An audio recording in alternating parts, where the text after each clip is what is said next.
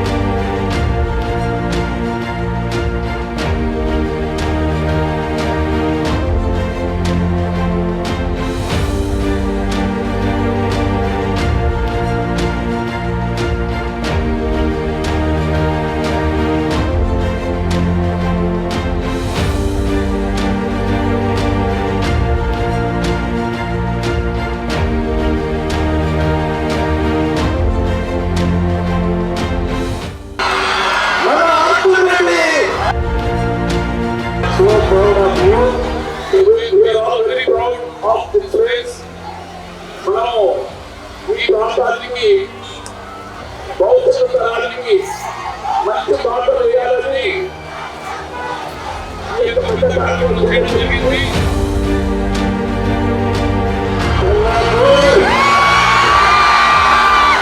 అందరికీ నమస్కారం.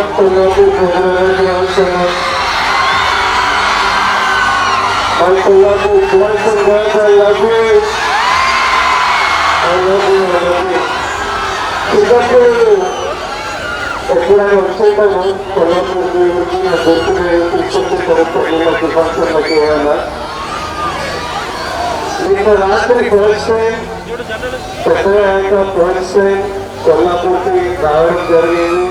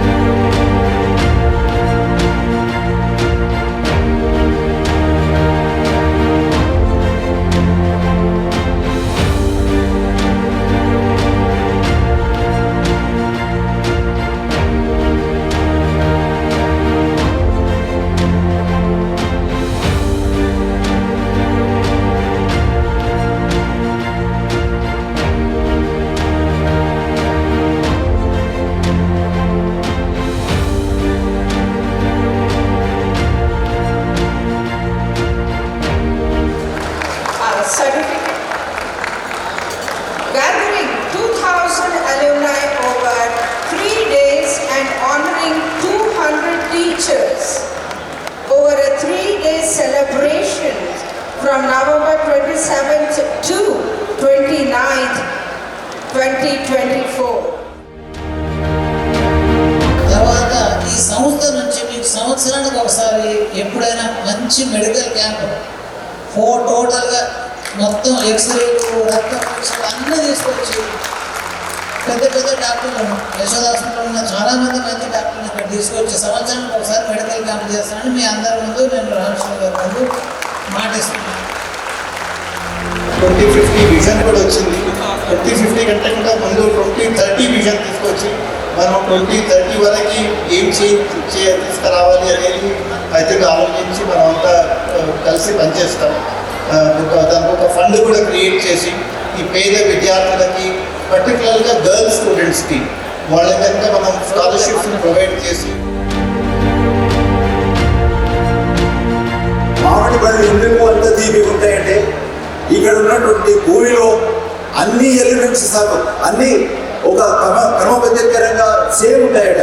అది నేను చూడలే కానీ చెప్పిన వాళ్ళు అన్నారు దానికి అదే మూల కారణం అని చెప్పింది. దేర్ఫోర్ ఇంతటి మనకు ఫుడ్ ప్రాసెసింగ్ సెంటర్ అయితే కదా దాన్ని కూడా మనకు ఒకటి ఇక్కడ ఉన్న వాళ్ళకి ఉపాధి కల్పించవచ్చు. అలాగే ఇప్పుడు టూరిజం అనేది ఇక్కడ పెద్దగా వెలువడుతున్నది. దాన్ని కూడా టూరిజం రిలేటెడ్ లోకల్ స్టార్ట్అప్ దానికి తగ్గట్టుగా ఇండైరెక్ట్ చేయాలనేది ఒక స్కిల్ డెవలప్మెంట్ సెంటర్ అనేది ఇలాగా పెట్టుకున్నటువంటి 2030 నేను కూడా కొల్లాపూర్ RID స్కూల్ నుంచి వచ్చిన వాడిని. ఈరోజు నేను ప్రత్యేకంగా అక్కడికి వెళ్ళి ఆ స్కూలు చూశాను, రూమ్లో తిరిగాను.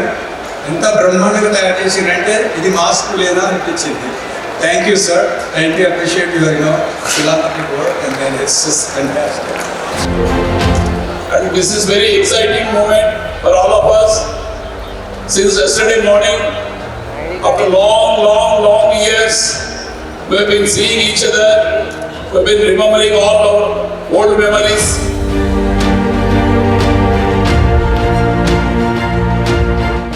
అందరికీ నమస్కారం. కొల్లాపూర్ ప్రజలందరికీ నమస్కారం. RID అలుమ్నై అందరికీ నమస్కారం. నాకున్న రిలేషన్ నేను చెప్తాను. అమ్మ చదివింది RIDలో ఒక 1 year, మా మామయ్య చదివారు RIDలో 1 year. వాళ్ళు కూడా మీ అలుమ్నై. మీ ఊరు చాలా నచ్చింది, చాలా బ్యూటిఫుల్ ఊరు. ఇప్పుడు RID గురించి మాట్లాడితే అలుమ్నై అసలు నేను ఒక్క ఊరు నుంచి ఇంతమంది సక్సెస్ఫుల్ పీపుల్, ఒక్క స్కూల్ నుంచి ఇంతమంది సక్సెస్ఫుల్ పీపుల్ చూడడం అసలు షాకింగ్. అంటే ఈ ఇన్స్టిట్యూట్ అంతమందిని, ఈ ఊరు ఈ ఇన్స్టిట్యూట్ అంతమందిని ఇచ్చింది. సక్సెస్ సొసైటీని మార్చేస్తుంది. ఒక్కరి సక్సెస్ సొసైటీని మార్చగలుగుతుంది. ఇప్పుడు రామేశ్వరరావు గారి success tens of thousands of people ఫ్యామిలీస్ని ఇంప్రూవ్ చేసింది. అరే చిన్నపిల్లలు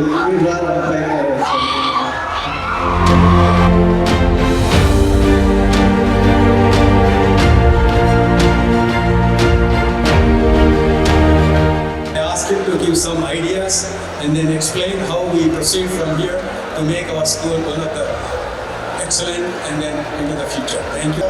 మనం మంచి టీచర్లను తీసుకొద్దాం. ఇక్కడ ఒక ఇంగ్లీష్ మీడియం కూడా ఇక్కడ పెట్టడం, దానికి ఆన్లైన్ మెటీరియల్ని ఎలా టీచర్స్కి వాటి గురించి అవేర్నెస్ తీసుకురావడం, స్టూడెంట్స్కి వాటి గురించి అవేర్నెస్ తీసుకురావడం, ఇన్ఫ్రాస్ట్రక్చర్ అప్గ్రేడేషన్ ఒకటి, టెక్నాలజీ ఇంటిగ్రేషన్ ఒకటి, టీచర్ ట్రైనింగ్ ఒకటి, స్కాలర్షిప్స్ అండ్ ఇన్సెంటివ్స్ ఇంకొకటి, క్యారియర్ గైడెన్స్ అండ్ మెంటరింగ్ ఇంకొకటి. ఈ 5 విషయాల మీద మనం వర్క్ చేయొచ్చు. ముందు professor Umesh Kumar, vice chancellor Satavahana university Karimnagar. మా అత్తగారు కొల్లాపూరు. సో నేను కొల్లాపూర్ అల్లుని. సో ఎంఎస్ఎన్డి గారు అండ్ హెడ్ స్పార్క్ సార్థక్ గారు. So both are billionaires, top 10 billionaires in Telangana. So I approached them, I requested them to give some money. So they have sanctioned 4 crore rupees, 2 crores each. 2 కోట్లు డిపార్ట్మెంట్కి ఇచ్చినారు. So any time నేను కొల్లాపూరు అల్లుని కాబట్టి మీరు ఎప్పుడైనా విద్యా విషయం మీ విద్యార్థులు నా నంబరు సాయిప్రసాద్ దగ్గర గ్రూప్లో పెడతాను. ఎనీ టైం మీ విద్యార్థులకు ఏం సహాయం కావాలన్నా ఖచ్చితంగా చెప్తాను. కొల్లాపూర్ అని చెప్పండి సార్, నేను చేస్తాను. సో ప్లీజ్, ఎందుకంటే చేయకుంటే బాగా డౌన్లోదు కాబట్టి తప్పకుండా నేను చేశాను. సో ఎనీ హెల్ప్ నేను ఎన్ని సీట్లు కావాలన్నా బీద విద్యార్థులకు సహాయం చేయాలని నేను చేయిస్తాను. తప్పకుండా నేను ఈ సభాముఖంగా సహాయం చేస్తానని చేస్తూ నేను అందరికీ once again I would like to thank organisers and particularly Sai Prasad sir ఈ contact since 1 month. So thank you అన్నా. ఆర్ఐడి కాలేజ్ కింద చాలా గర్వంగా ఉంది నాకు ఈ స్టేజ్ మీదకు నన్ను పిలిచి నాకు మాట్లాడే అవకాశం ఇచ్చినందుకు. నా పేరు డాక్టర్ మరాఠీ బలరాం. నేను మరాఠీ రాములు గారి రెండవ కూతురుని. మా ఇల్లు తెలుగు మీదలో ఉండేది.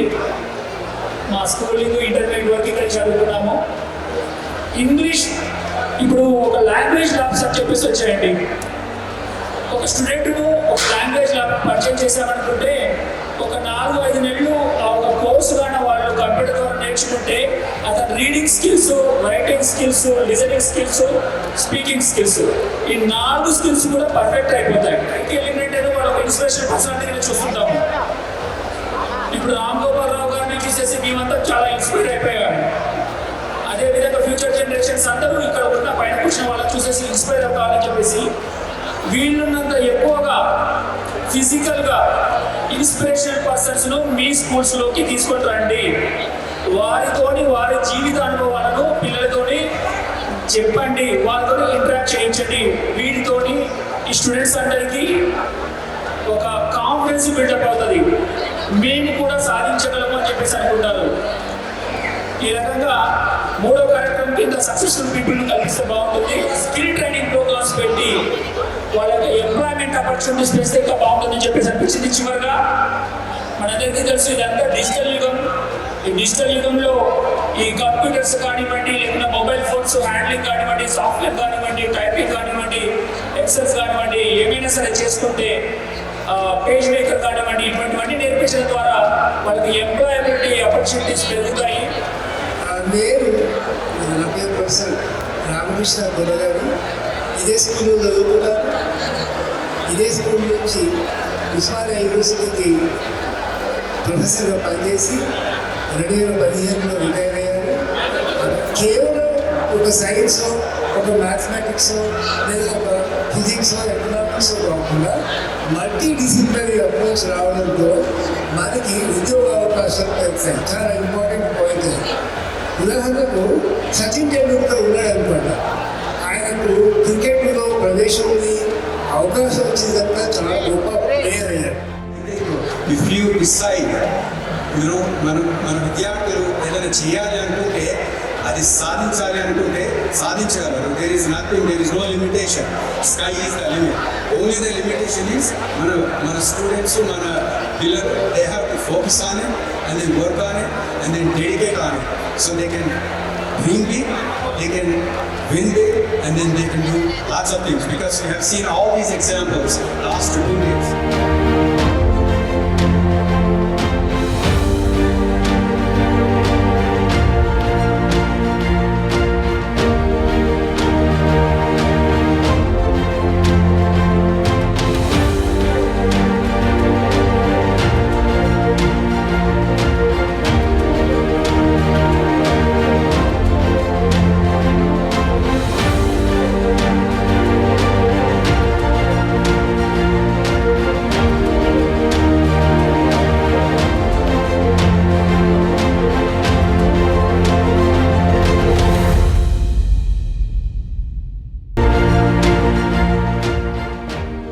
మగపిల్లలు పుట్టే వరకు కూడా ఆడపిల్లల్ని కడుతూ ఉంటారు. ఆడపిల్లలు ఎక్కువ మంది అయితే వాళ్ళని చంపేస్తూ ఉంటారు. ఇట్లాంటివన్నీ జరుగుతుంటాయి. ఇంటికి వెలుగు, ఇంటికి దీపం ఆడపిల్ల అని ఒక కొటేషన్ ఉంది.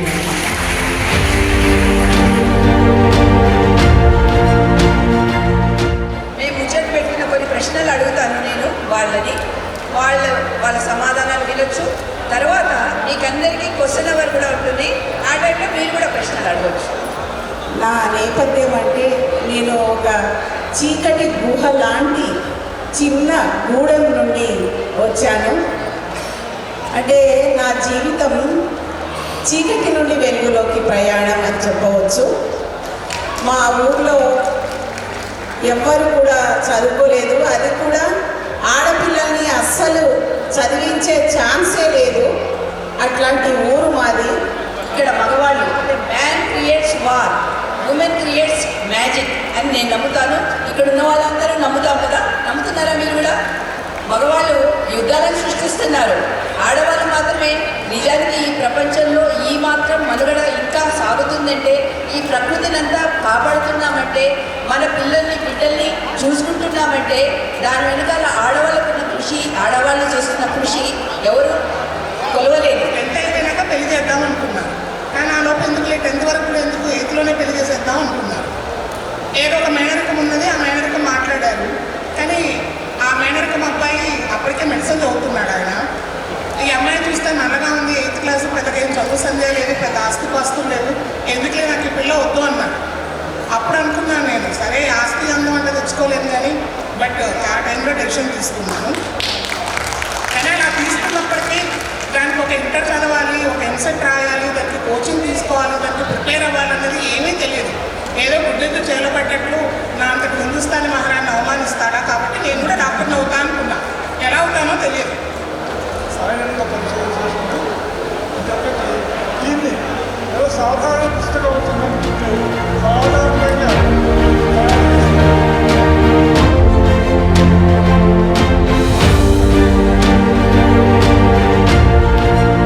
కవిత్వం అంటే కవి ఎప్పుడైనా అట్లా బాధపడుతూ ఉంటాడు.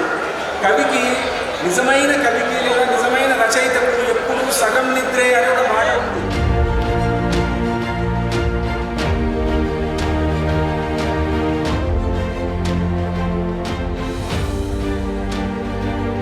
స్వామి వివేకానందుడు దాని రక్తమంబకు ఈ ప్రాంతము ఎంత రుణపడి ఉంటుంది. ఆ స్కూలు పెట్టి 100 సంవత్సరాలకు దగ్గర అవుతున్నది. కాలేజీ పెట్టి 50 సంవత్సరాల స్వర్ణోత్సవాలు ఈరోజు ఇక్కడ జరుపుకుంటున్నాము అంటే, అమ్మా సచి ఎవరో కానబోయినవు, నీకు శిరస్సు ఉంచి ఈ పాలమూరు మట్టి నుంచి శరణాగతి చెప్తున్నాను, శరణాగతి చెప్తున్నాను, శరణాగతి చెప్తున్నాను. దిక్కులనొక్కటి చెయ్యాలా, దిగంతాలు తల మధ్యన కాలం. అమ్మ కడుపున ఉమ్మ నీరులో యోగిలాగా